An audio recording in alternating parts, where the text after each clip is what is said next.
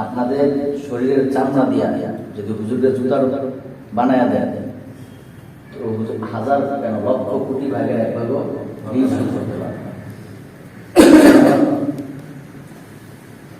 এই বয়সে আপনাদের শিখা এটা একটা ডিফিকাল্ট কঠিন জিনিস। আর এই যে সময়টা হুজুর বাসায় চলে যেত, পরিবারকে সময় দিত, কিন্তু সময়টা দিচ্ছে আপনাদেরকে। এটা হুজুর অনেক বড় এহসান আপনাদের উপরে করতেছে।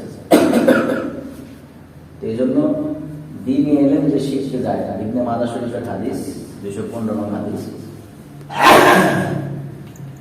মদিনা শরীফ থেকে একজন লোক সিরিয়ার দামেস্কে গিয়েছে একটা হাদিস শিখার জন্য। কয়টা হাদিস?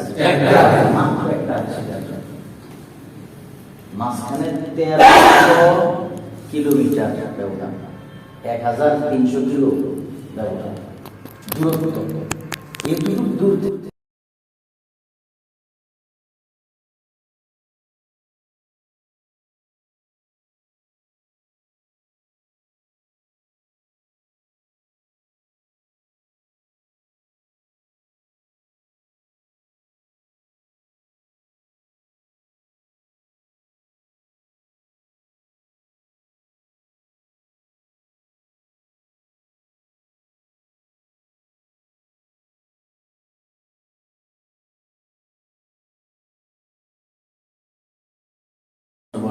কাজে আসছে বলছেন না, শুধুমাত্র একটা হাদিস যেটা তুমি রসুল থেকে শুনছো আর বর্ণনা করো, আমাকে হাদিসটা বলো। তো তিনি বলছেন যে আমি রসুল থেকে শুনছি, আমার দুই কানে শুনেছি।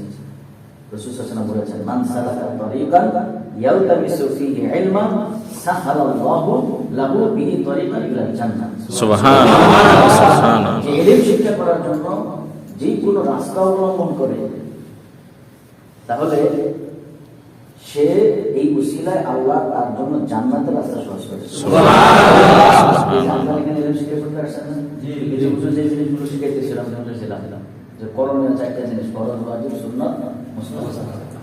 এই যে দিনে ইলম শিখলেন, এই শিখার জন্য তো এখানে আসা, এর উসিলা আল্লাহ তাআলা কি করে দিল? জান্নাতের রাস্তা সহজ করে দিল। সুবহানাল্লাহ। এই যে মানুষ পূজারীর মাহফিলে যায়, চরমনের মাহফিলে যায়, জুমার বয়ানে আসে, ইলম শিখার জন্য তো আসে। কেউ কেউ ভুল করার জন্য আসতে পারে, জুমার বয়ানে একটা আগে আসে, দেখি হুজুর কি ভুল ধরে, হুজুর কোন ভুলটা ধরা যায়, ধরে হুজুরকে একটু গায়ে করা যায় কিনা, এমন সব যে একবার একদম হুজুর ভক্ত এরকম না। কিছু আবু জাহেল এখন এই যুগে যুগ প্রত্যেকটা যুগে প্রত্যেক যুগে আছে, প্রত্যেক যুগে ছিল, এখনো আছে, প্রত্যেকটা মসজিদে আছে, থাকবে। কিন্তু সমস্যা হচ্ছে আরেকটা, ওই আবু জাহেলগুলোর সামনে যারা আমরা আলেমদেরকে মহব্বত করি, তারা কিন্তু আবার এত সামনে সব চুপ হয়ে যাবে, পিছনে যায় হুজুর খুব মহব্বত, হুজুর আপনার জন্য জানজাম পড়ে যায়। আমাদের মসজিদে এখন একটা অশান্তি চলতেছে, হুজুর উমরায় গেছে তো এই সুযোগ পাইছে, এই সুযোগে এখন একটা অশান্তি চলতেছে। মাগরিবের আগে একজন এসে রুমের মধ্যে কান্না করে দিচ্ছে, কিছু বলতে পারে না, ইচ্ছা করলে বলতে পারে। এই জিনিসগুলো যারা আলেমদেরকে আমরা মহব্বত করি, রাসূল সাল্লাল্লাহু আলাইহি ওয়াসাল্লামকে সাহাবায়ে মহব্বত করছে, মহব্বত শুধু দিলের ভিতরে না রাখছে না, এটা প্রকাশ করছে। রাসূলের বিরুদ্ধে যে বলছে তারা হচ্ছে খুন করে একদম সূচি প্যাকেটে বলে, আমার বিরুদ্ধে কোনো কথা বলতে পারবে না। তা আমার ইমামের বিরুদ্ধে যে কথা বলে, আমার ইমামের বিরুদ্ধে যারা লাঠি ধরে, আমার ইমামের বিরুদ্ধে যারা ষড়যন্ত্র করে, তো তার বিরুদ্ধে কথা বলে এটা আমাদের ইমানের দায়িত্ব। কারণ আমিও ইমামের ছাত্র, আমি ইমামের মুসল্লি, এই ইমামের মুসল্লি আমার 5 ওয়াক্ত নামাজ লেখা হচ্ছে, না হয় আমার 5 ওয়াক্ত নামাজ হতো, 1 ওয়াক্ত নামাজ আমার সহি হতো না, 1 ওয়াক্ত নামাজ আমার সহি হইতো না। ইমামের মুসল্লি আমার 5 ওয়াক্ত নামাজ, মাসে 150 ওয়াক্ত নামাজ আমার সহি হয়েছে। কিন্তু সেই ইমামকে যখন কেউ কিছু বলে, আমরা যখন প্রতিবাদ করি না, আমরা যখন কথা বলি না, আমাদের কি বোঝা যায় যে আসলে ইমামের মহব্বতটা মুখের ভিতরে আছে, দিলের ভিতরে নাই। এই জন্য এটা আমি এখন কথা প্রসঙ্গে বললাম, যেরকম বহু জায়গায় আছে। সব হযরত ইমাম হুসাইন রাদিয়াল্লাহু তাআলা যারা শহীদ করছিল, হুসাইন রাদিয়াল্লাহু যারা শহীদ করছে, তারা কিন্তু হুসাইন রাদিয়াল্লাহু তাআলার পিছে জোহরের নামাজ পড়ছে, জোহরের নামাজ পড়ে আসরের আগে শহীদ করছে। তো মুসল্লি ওইটা যে ইমামের ভক্ত গেছে এরকম না, ইমামের শত্রু ইমাম মুসল্লি থাকে। কিন্তু যারা ইমামকে ভালোবাসে আমরা ইমাম সাহেবকে ভালোবাসি, তাদের জন্য উচিত হইল ওই ইমামের সাথে সবসময়, ইমাম হক কথা বলে ইমামকে সামনে দাও, হক কথা বলে বুঝে আমরা আছি, শুধু আল্লাহ সাথে আছে হুজুরকে সাহায্য দিলে হবে না, যদি আল্লাহ আছে, আল্লাহ রিজিকের ফয়সালা করবে না, এরকম না। আমরাও ইমামের সাথে আছি। আর ইমামের পক্ষে কথা বলতে হবে, ইমামের পক্ষে লাঠি ধরলে লাঠি ধরতে হবে। ইমাম যা বলে সেটা যদি আমরা করতে পারি, আল্লাহ তাআলা ইনশাআল্লাহ আমাদের কবুল করে ইনশাআল্লাহ। এই জন্য ওই যে একটা হাদিস শিখার জন্য গেছে, একটা হাদিস শিখতে গেছে, একটা হাদিস শিখার, তো উনি বলছে যে তুমি যে আসছো একটা হাদিস শিখার জন্য আসছো, রাসূল নিজে বলছেন তোমার জন্য জান্নাতের রাস্তা আল্লাহ সহজ করে দিয়েছে। আপনারা সেই তালিম হতে পারছেন, এখন এই শেষ বয়সে তালিম হতে পারছেন। হুজুর একটু দোয়া করে দেন। হুজুর আপনার প্রাণ থেকে একেবারে মানে অন্তঃস্থল থেকে দোয়া করাতেন, আল্লাহ পাক মাদার শেষ করলে কোরআনের জন্য কবুল করেন। আল্লাহ যেন সবাই কবুল করে। তো আরেকটা হাদিস শোনা সুসংবাদ, যে ব্যক্তি কোরআন শিখার করে এবং সে কষ্ট করে করে কোরআন পড়ে, তার জন্য ডাবল সওয়াব। সুবহানাল্লাহ। ফাজাইল আমল আছে না, এটা ফাজাইল আমল আছে না? এখন আমরা তাবলীগের মধ্যে তো আবার একটা অশান্তি শুরু হয়েছে না, আমরা আলেমদের সাথে আছি তো ইনশাআল্লাহ, মুখে মুখে না অন্তর দিয়া।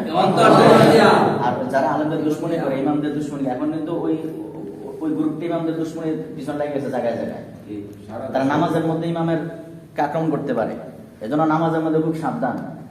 নামাজের মধ্যে কেউ যদি ফাঁকতে আসতে চায়, সেজদার মধ্যে যদি কেউ উপরে আসতে চায়, একদম ধরে জাঁতা দিয়ে ধরে বসাই দিবেন, খুঁটির সাথে বাইরে রাখবেন। ইমামের বিরুদ্ধে যেই করবে তারা ধরে খুঁটির সাথে বাইরে দেবেন, তাদের প্রতিবাদ করবেন, ঠিক আছে ইনশাআল্লাহ। তো এই গ্রুপটা এলাকা এলাকা সক্রিয় হচ্ছে, বিশেষ করে আপনাদের এইদিকে আমার একটা আঁকড়া করতেছে, ওইদিকে দৌড়ে নি গায়ে, ওই 17 ডিসেম্বর আপনাদের এইদিকে নাকি তারা আঁকড়া করছিল, এখান থেকে জমা হয়ে গেছিল। আপনারা কি করছেন? আপনারা ঘুমায় রয়েছেন, আর এই সুযোগে ওরা যায় মানুষ খুন করছে। এজন্য সাবধান, ভবিষ্যতে আপনারা সজাগ থাকবেন, ইমাম সাহেবদের নেতৃত্বে সজাগ থাকবেন, এই কাজগুলো যেন করতে না পারে। কারণ যারা খুন করে, যারা খুনের সহযোগিতা করে, ওই খুনের সমান গুনাহ সহযোগিতার আমলনামায় দেওয়া হবে। খুনের সহযোগিতা, খুনের সমর্থন যারা করবে তাদেরও সমান গুনাহ হবে, এজন্য সাবধান ভাই। তো ফাজাইল আমলের মধ্যে হাদিসটা আছে যে রাসূল সাল্লাল্লাহু আলাইহি ওয়াসাল্লাম বলছেন, যারা কষ্ট করে কি করে কোরআন শরীফ পড়ে, তাদের জন্য কয় সওয়াব? আচ্ছা, এখন আপনারা তো ওই হাদিসখানা বলা যেভাবে সুন্দর করে আপনারা এভাবে করতে পারেন, কষ্ট হয় না আপনাদের? হ্যাঁ, আল্লাযী ইউওয়াসবিসু ফি সুদুরি, এই জায়গাটা পড়তে যে কি অবস্থা হয়, আমি চিল্লাই গেছি ইউওয়াসবিসু, এটা তারপর আমরা চেষ্টা করে যেতে হবে। এই চেষ্টার কারণে আমার আল্লাহ তাআলা আমাদের মাফ করেন, চেষ্টা করে যাবো ইনশাআল্লাহ। যতদিন মসজিদে আসতে পারে ততদিন ইনশাআল্লাহ আমরা শিক্ষা চালায় যাবো, আরো একদম পুরো মুসা করতে হয়ে যাবে, কি করেন ইনশাআল্লাহ। সবাই আরো লোকজন দাওয়াত দেওয়া, ঠিক আছে ইনশাআল্লাহ। আমাদের কবুল করেন, আমিন। সামনে বিশ্ব ইজতেমা কয়টা? 31, 1, 2। সন্ত্রাসীদের এটা কোন ইজতেমা? এটা তাদের সমাবেশ, এটাকে ইজতেমা বলা যাবে, ঠিক আছে। আমরা ওইটাতে যাবো, আলেমরা যেখানে আছে আমরা ওখানে আছি, কি বলেন? আলেমরা যেখানে নাই আমরা সেখানে। এটা যত সুন্দরই হোক, যত কিছু হোক, আমরা এটাতে নাই। আল্লাহ যেন বোঝার তৌফিক দান করেন। জন্ম থেকে মৃত্যু পর্যন্ত সব জায়গায় আলেম চিনলাম না। তবলিগের বেলায় আসে আলেম, তবলিগের বেলায় আসে ডাক্তার, তবলিগের বেলায় আসে ইঞ্জিনিয়ার, তবলিগের বেলায় আসে কৃষক, তবলিগের বেলায় আসে ব্যবসায়ী। কেন? তবলিগ কোরআন হাদিসের বাইরে? তাবলীগ কি ইসলামের বাইরে? ইসলামের জ্ঞানটা আল্লাহ দিয়েছেন কাকে? একজন আলেমকে। কোরআন হাদিসের জ্ঞান দিয়েছেন আল্লাহ একজন আলেমকে। তো যেহেতু এটা কোরআন হাদিসেরই একটা জিনিস, এটা যেহেতু নবীওয়ালা কাজ, তো নবীর ওয়ারিস হলো আলেম। তো সেই আলেমের থেকে আমি তবলীগ শিখবো না কেন? পাবলিক থেকে শিখবো কেন? ডাক্তার থেকে শিখবো কেন? আমি ইঞ্জিনিয়ার থেকে শিখবো কেন? আমি কৃষক থেকে শিখবো, আমি আলেমের থেকে শিখছি। আপনি درود شريف اللهم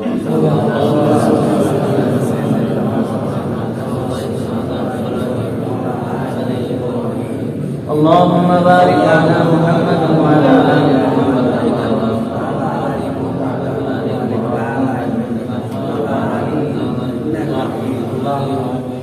اللهم آمين ربنا ظلمنا أنفسنا وإن لم تغفر لنا وترحمنا لنكونن من الخاسرين ربنا آتنا في الدنيا حسنة وفي الآخرة حسنة وقنا عذاب النار ارحمهما كما ربياني صغيرا ارحمهما كما ربياني صغيرا اللهم إنا نسألك الهدى والتقى والعفاف والغنى ونعوذ بك من سخطك وغضبك والنار রব্বুল আলামিন মেহেরবানি করে আমাদের গুনাহগুলো মাফ করে দাও আল্লাহ তাআলা বাইদের কিনে হাত তুলেছি যারা শেষ বয়সে আল্লাহ কাজকর্মের মধ্যে আল্লাহ ব্যস্ততার মাঝেও রব্বুল আলামিন আপনার কালামকে শিক্ষা করার জন্য দিন শিক্ষা করার জন্য সময় দিচ্ছেন কোরবানি করছেন আল্লাহ তাদের সবাইকে কবুল এবং মঞ্জুর করে আল্লাহ তোমার কালামটা তাদের সহি করে পড়ার সুযোগ দিয়ে দাও আল্লাহ বুঝার তৌফিক দিয়ে দাও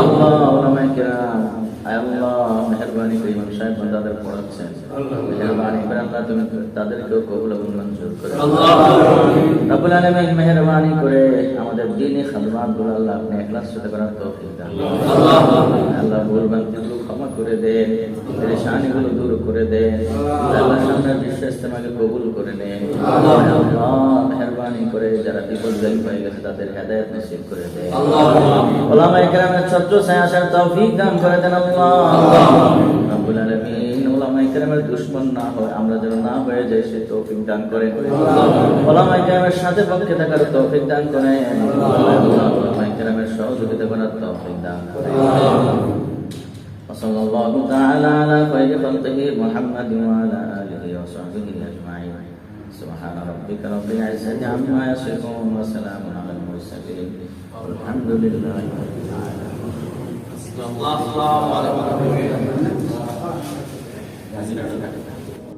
ألف با تاء ثا جيم حاء خاء دال هال را زاء سين شين صاد ضاد ط দাদু ভাইরা তোমরাও গাও আমার সাথে আলিফুন বা তাউন সা জিমুন হাউন খাউন দাল জালুন রা জাউন সিন শিনুন সাদুন দাদুন তা ظاء عين غين فا قاف كاف لام